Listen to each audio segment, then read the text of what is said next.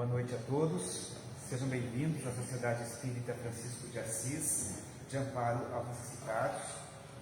Nossa boa noite também àqueles que nos acompanham através das nossas redes sociais pela internet.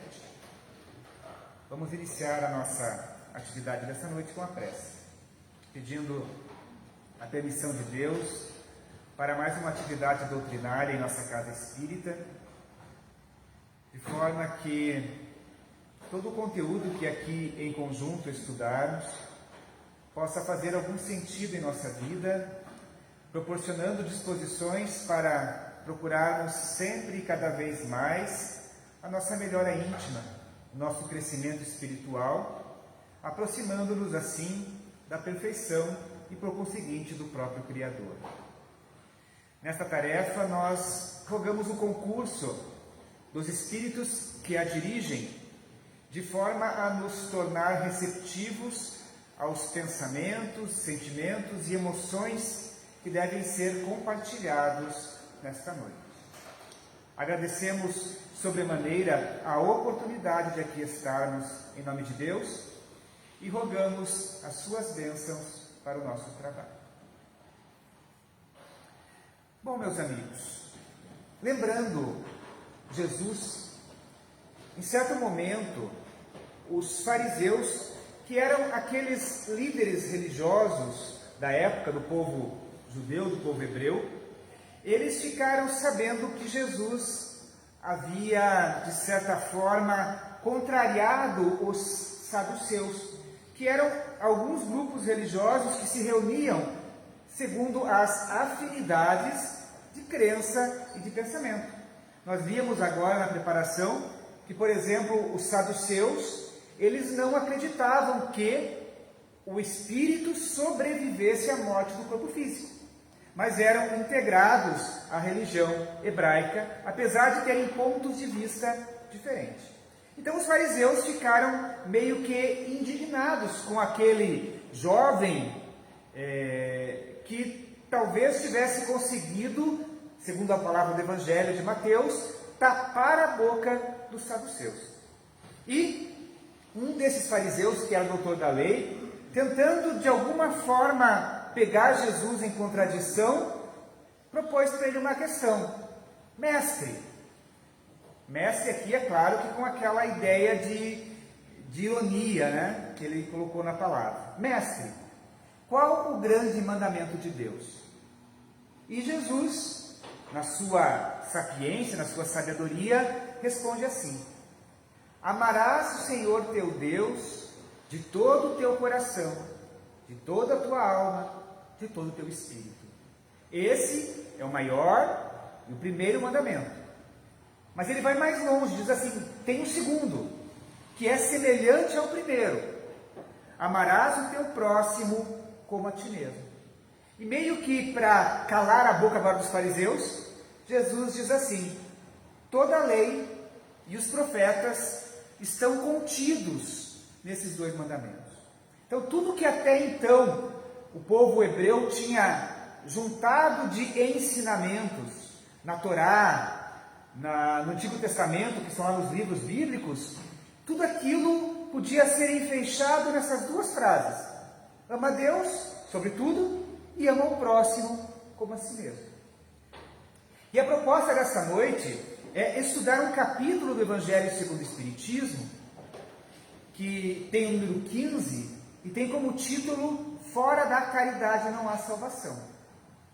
E neste capítulo, no item 5, nós podemos ler o seguinte: que não podendo amar a Deus sem praticar a caridade para com o próximo, todos os deveres do homem se reduzem a esta máxima: fora da caridade não há salvação. Então aqui nós podíamos ficar horas falando apenas desta frase, mas vamos tentar sintetizar alguns pontos que são bastante importantes. E o primeiro deles, que vem ao encontro da própria fala de Jesus, diz: ó pessoal, não tem como amar a Deus, não tem como você ter nenhum contato, nenhuma ligação com o Criador, se você não se propor a amar o próximo. amar a outra pessoa, a amar aqueles que convivem contigo. Então, o caminho para alcançarmos essa conexão com Deus passa pelo outro. Não há outra maneira de nós nos ligarmos ao Criador. E ele, Kardec, vai dizer assim que isso traz ao nosso pensamento, ao nosso raciocínio, esta máxima espírita, dizendo que sem a caridade, sem a prática do amor, porque a caridade é o amor em ação, nós não encontraremos salvação. É importante aqui nós fazermos um parênteses e explicar que para nós espíritas, a salvação não é aquele processo mágico, onde ao morrermos, ao deixarmos o corpo físico, nós seremos levados a um tribunal divino, e sentado num trono todo resplandecente, terá um senhor de barbas brancas, cabelos brancos compridos, com um cajado e olhando, você vai para o inferno, você vai para o céu. O processo de salvação não é, para nós espíritas, este processo que se aproxima muito da lenda, se aproxima muito de uma fantasia. O processo de salvação não passa por uma preferência divina. Não somos escolhidos por Deus. Para nós, salvar-se é evoluir. É buscar através dos nossos próprios méritos, dos nossos próprios esforços, alcançar cada vez mais a nossa própria evolução, nosso próprio crescimento espiritual. Então, o processo de salvação, para nós espíritas, não é um processo que possa ser terceirizado a um sacerdote, a um líder religioso. Não tem como, por exemplo, chegar para o Valdinei, que coordena o nosso grupo, Valdinei, eu quero ser salvo, me ajuda aí. Porque é um trabalho pessoal. É um trabalho de esforço de cada um de nós. E nós só alcançaremos esta salvação, entre aspas, bem grandes, quando nós nos despojarmos dos nossos defeitos e praticarmos a caridade. Pois que sem a caridade não há evolução, não há salvação. Então o nosso processo evolutivo, o nosso processo de crescimento espiritual está intrinsecamente ligado à forma como nós exercemos o amor para com o nosso próximo. Não tem outra fórmula mágica que nos irá garantir um lugar melhor no mundo espiritual, senão o nosso próprio esforço. É claro que, infelizmente, a própria condição humana leva-nos muitas vezes a este gosto pelo maravilhoso, pelo supersticioso. E neste gosto por questões externas e supersticiosas, muitas vezes nós atrelamos esse processo de salvação a gestos exteriores, a questões exteriores, quando na verdade é um processo íntimo. Então, com todo o respeito que nós devemos a todas as denominações religiosas, mas não é o fato de nós recebermos um ritual externo, que para muitas religiões pode ser o batismo, por exemplo, que vai nos garantir um lugar melhor no céu, no mundo espiritual. Isto é apenas, talvez, um processo de afirmação, um processo social de integração daquele indivíduo à comunidade que lhe pertence. Mas o ato exterior, de forma alguma, nos garante um privilégio se não nos esforçarmos. Algumas outras filosofias acreditam que apenas a fé salva. Ou seja, se eu acreditar nos dogmas daquela filosofia religiosa, independente do que eu faça, eu garanto a minha salvação. Outras são mais exclusivistas, dizendo que, não, apenas se você estiver vinculado à minha denominação religiosa, você vai receber a salvação. E nós continuamos, belos e faceiros, falando mal da vida alheia, passando a perna nas outras pessoas, cultivando o egoísmo, sendo avarentos, sendo preguiçosos. Então parece-nos uma contradição sermos dignos de recebermos alguma coisa sem nenhum esforço pessoal. Fica muito fácil vincularmos toda a nossa felicidade pela eternidade a apenas a um gesto exterior, a um ritual exterior. Então, é muito importante nós dizermos que para nós espíritas, levamos em conta a fala de Jesus, que a cada um será dado segundo as suas obras. E estas obras atestam que a salvação, portanto, é um processo de construção da nossa própria iluminação. Entendido? Então, meus amigos, sinto lhes dizer, não há vida fácil. Precisamos nos esforçar. Se nós quisermos desencarnar, como brinquei, belos e faceiros, e entrar no mundo espiritual com um terreninho no céu, ou no nosso lar, ou no mundo espiritual garantido, em suaves prestações de 360 meses, nós precisamos nos esforçar. As prestações que eu brinquei têm que ser pagas antecipadas durante esta vida, para que nós possamos desfrutar desta posição mais, vou usar o termo aqui privilegiada, não é bem esse termo, mas uma posição mais destacada no mundo espiritual. A moeda com a qual nós adquiriremos esses lugares mais privilegiados é a prática do bem, é a prática do amor desinteressado. O Momento Espírita tem um texto que fala que esse processo de salvação passa por seguir os exemplos de Jesus. Então a gente lembra de Jesus, por exemplo, para ver como é fácil se salvar.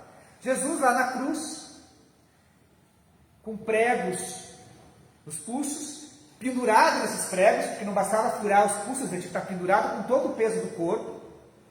E ele olha para aqueles que tinham feito aquilo com ele e diz assim: ó Pai, perdoa eles porque eles não sabem o que fazem. Então isso é seguir o exemplo de Jesus. Por isso que alcançar a salvação ou a evolução é algo fácil. É só a gente pensar que, estando na situação de Jesus, nós também perdoaríamos como ele. Só que não, né? Não é tão fácil assim. Então continua o Momento Espírita dizendo que a gente tem que abandonar tendências e vícios inferiores, morais e materiais. Então, se a gente cultiva aí um ciúminho, uma invejinha, mesmo que branca, né? Alguma raiva que de vez em quando surge com aquela vontade fraterna de apertar o pescoço alheio, tudo isso precisa ser modificado para que nós possamos superar esses hábitos equivocados, sendo melhores a cada dia, parando, por exemplo, com a maledicência, com a preguiça, com a desonestidade, que no Brasil tem outro nome chamado jeitinho brasileiro. Um compromisso desta forma com a nossa própria consciência, de maneira a granjearmos maturidade. E essa maturidade, meus amigos, ela só surge quando nós dedicamos esforço e disciplina. Trabalho árduo, sem milagres e sem soluções fáceis. Então, o processo de crescimento e de evolução não é um processo fácil. Nos transformarmos moralmente não é algo que basta um estalar de dedos e amanhã a gente estará resolvido perante a nossa própria consciência. É um trabalho diário, um esforço diário, de a cada momento analisar as nossas falhas, de maneira que nós possamos melhorá-las, superando as dificuldades, os erros, os equívocos, passo a passo. No Evangelho segundo o Espiritismo, neste capítulo 15, nós vamos ler assim: que é nula a crença na eficácia dos sinais exteriores. Pois que esses sinais exteriores, essa ritualística, não bloqueia que se cometam assassínios, adultérios, expoliações, que se levantem calúnias, que se causem danos ao próximo, seja no que for. Semelhantes filosofias religiosas, diz o Evangelho, fazem supersticiosos, hipócritas e fanáticos, não, porém, pessoas de bem. Então, essas pessoas de bem, no sentido aqui positivo mesmo de aquisição moral, só se fazem pelo esforço, pelo trabalho no bem, pela disciplina em realizar o melhor que nós pudermos no nosso crescimento espiritual. Continua o Evangelho dizendo assim, talvez tratando essa questão de caridade por outro prisma, que o princípio fora da caridade não há salvação se assenta numa questão universal e abre a todos nós, filhos de Deus, acesso à suprema felicidade. Então não importa quem de nós, pois que basta a prática da caridade para que nós alcancemos esse processo evolutivo. Agora, talvez essa frase não seja tão usada nos dias de hoje, tal qual Kardec atrás, mas na época de Kardec ela era muito utilizada. A frase fora da igreja não há salvação, ela é exclusivista. E aqui podemos traduzir como fora de qualquer denominação religiosa específica não há salvação. É um equívoco. Então estão equivocadas quaisquer filosofias que se digam exclusivistas. Olha, pessoal, só vão ser salvos se vocês forem espíritas. É um equívoco. Pois que a doutrina espírita ensina que não é a afiliação a uma agremiação religiosa que nos garante o processo evolutivo, mas sim a caridade. Então esta máxima fora da caridade e da salvação abre a possibilidade para todo ser humano, independente da sua crença. Inclusive para aqueles que não têm crença nenhuma, para aqueles que talvez por dificuldades variadas, por questões do momento evolutivo, não acreditam em Deus. Mesmo essas pessoas podem encontrar caminhos para conseguir conquistar espaços mais elevados na vida espiritual. É claro que a fé traz grandes vantagens, a compreensão, o estudo da realidade espiritual. Mas não se fecha nenhuma porta a quem quer que seja. Kardec vai dizer que essa afirmativa fora da igreja não há salvação, longe de unir os filhos de Deus, separa-os. Ao invés de convidar todos ao amor de irmãos, sanciona irritação entre aqueles que professam denominações religiosas diferentes. Pois que eu que sou espírita estou salvo, e aquele que não é está condenado. Na palavra de Kardec, é maldito na eternidade. Então vejam que incongruência imaginar Deus, que é todo amor, que é toda bondade, agindo dessa forma, colocando que apenas aqueles que seguem alguns rituais, que professam alguma denominação, alguma fé, aquela pequena parcela da humanidade será salva. Vamos imaginar, por exemplo, as religiões orientais, que nem cristãs são. E se nós pegarmos, por exemplo, China e Índia, Oriente Médio, que a grande maioria não é nem cristão, nós vamos ver que a maior parte da população do globo não é cristã. Então quer dizer que Deus já condena de antemão mais da metade do povo do mundo. E o que é pior, quando Ele permite que alguém nasça num país desses, onde a religião cristã não é dominante, Ele está condenando o próprio filho a eternidade de sofrimento antecipadamente. Então é uma incongruência, é algo que realmente não compactua com a bondade de Deus. Então não é o fato do rótulo que nos garantirá melhor lugar no mundo espiritual. No Evangelho, nós podemos ler ainda: o objetivo da religião, e de qualquer religião, é conduzir o homem a Deus. Ora, este não chega a Deus, senão quando se torna perfeito. Logo, toda religião que não torna melhor o homem, o ser humano, não alcança o seu objetivo. Então, o objetivo de qualquer denominação religiosa, de qualquer filosofia religiosa, há de ser fazer pessoas melhores. Transformar a criatura humana fazendo-a melhor.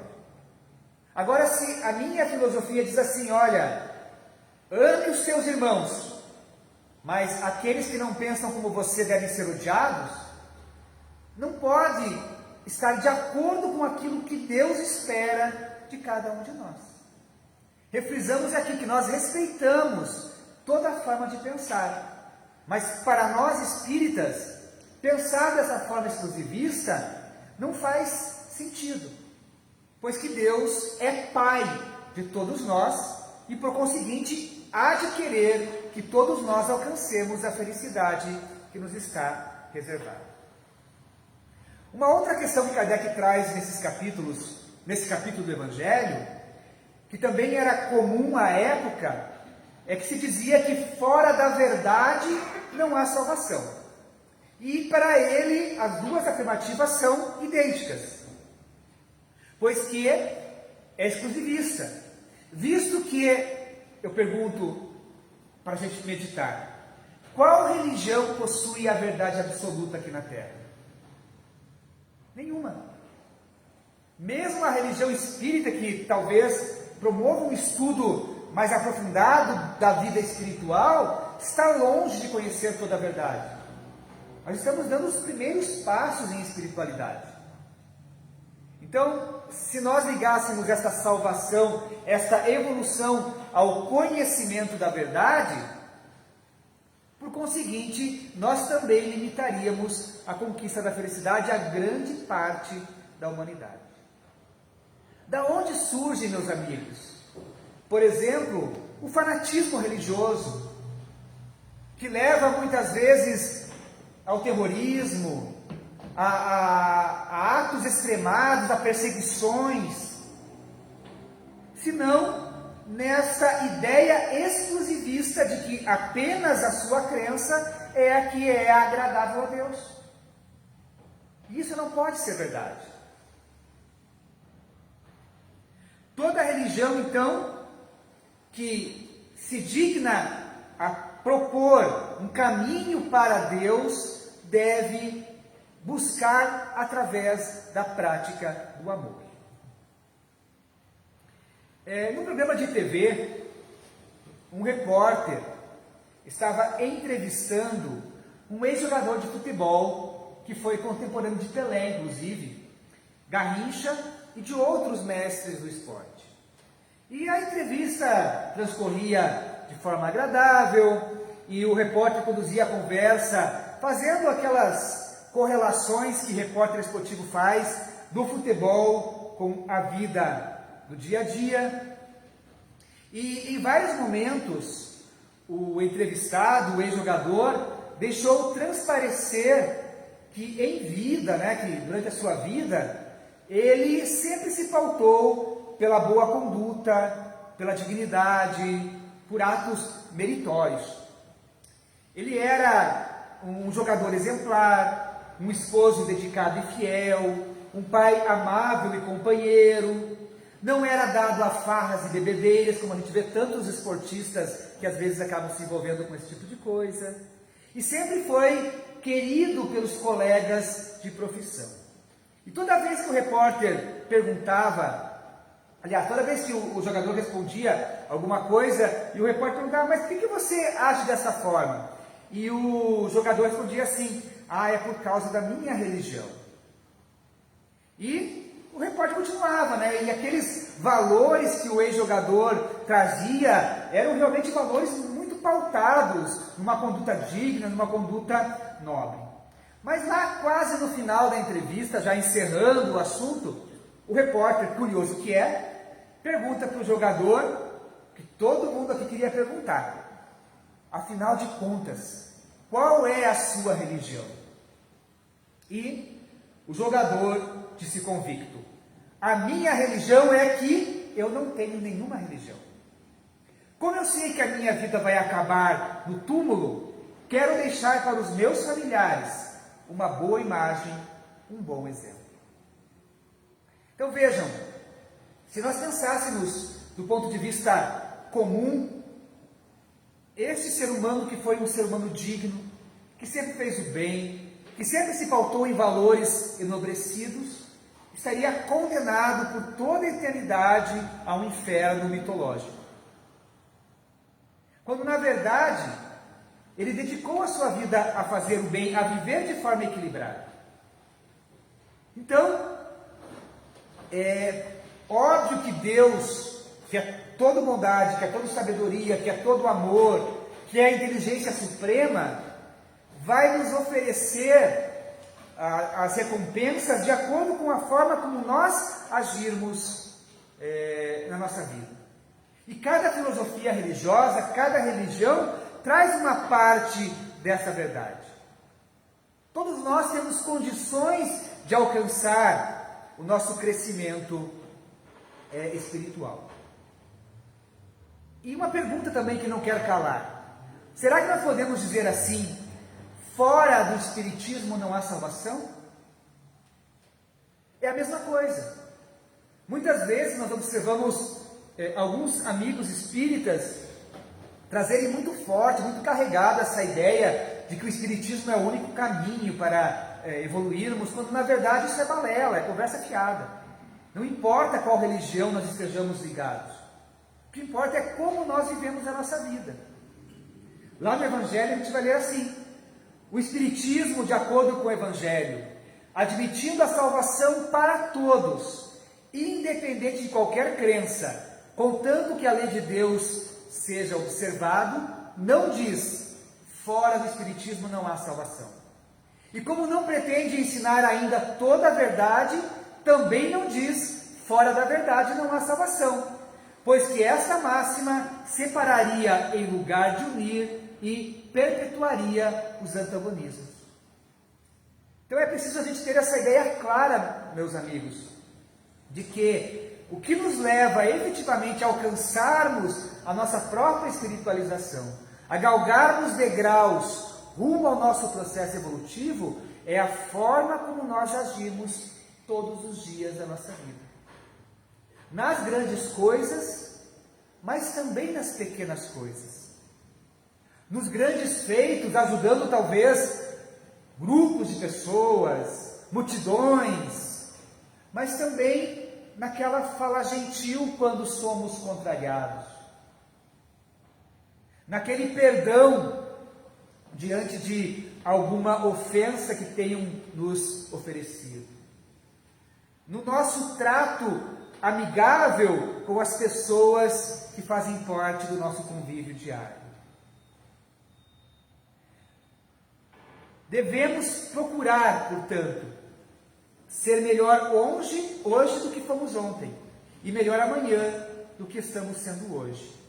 Sendo pessoas de bem, tentando acertar o máximo que pudermos, para que, quando alguém perguntar qual a sua religião, nós possamos dizer: a minha religião é o amor.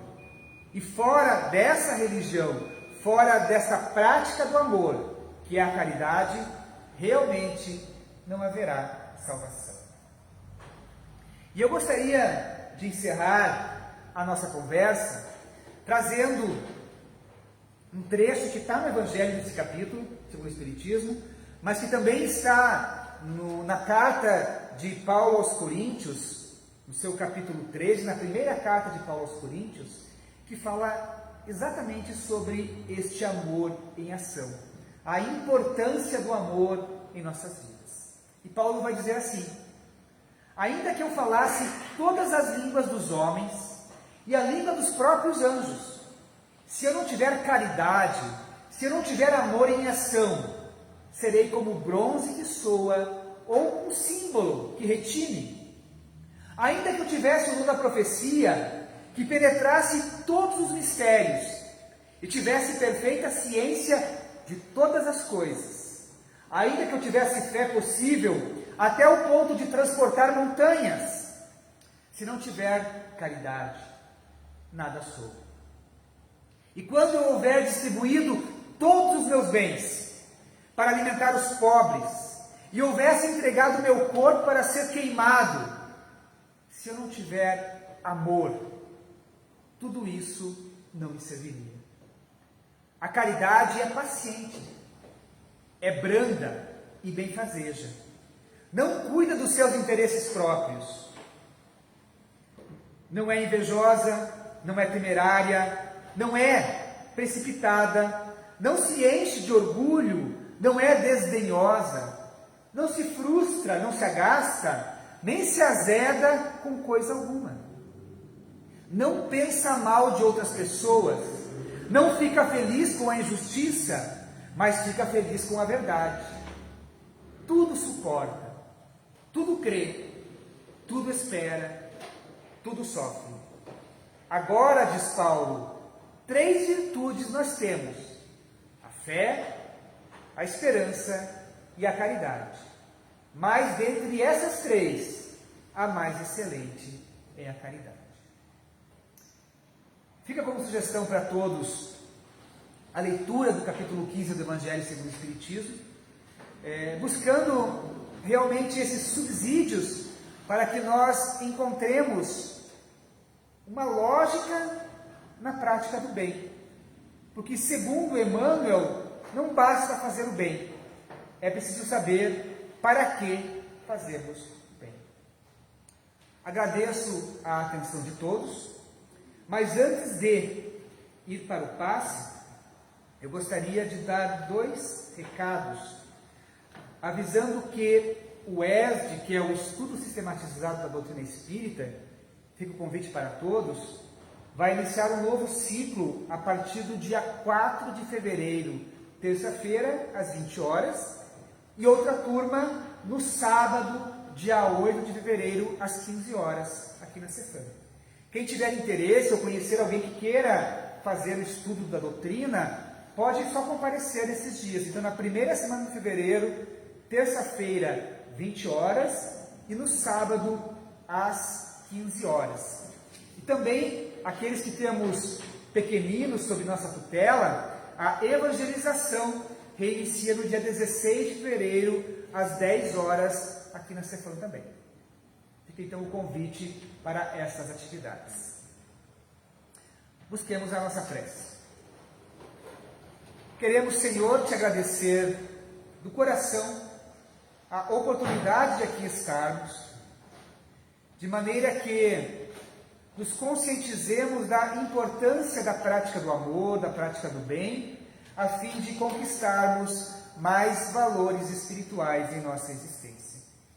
Ajuda-nos, Senhor, quando isso se fizer difícil, quando nossas forças parecerem diminuir, quando nossa motivação para o bem parecer esmorecer, que o teu amor, que a tua paz, que a tua força esteja junto de nós, nos impulsionando, nos trazendo bom ânimo para que continuemos na busca da nossa própria espiritualização.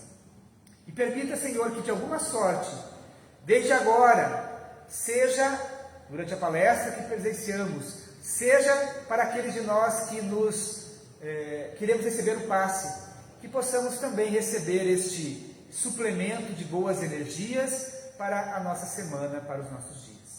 Muito obrigado, Senhor, e muito obrigado a todos pela atenção.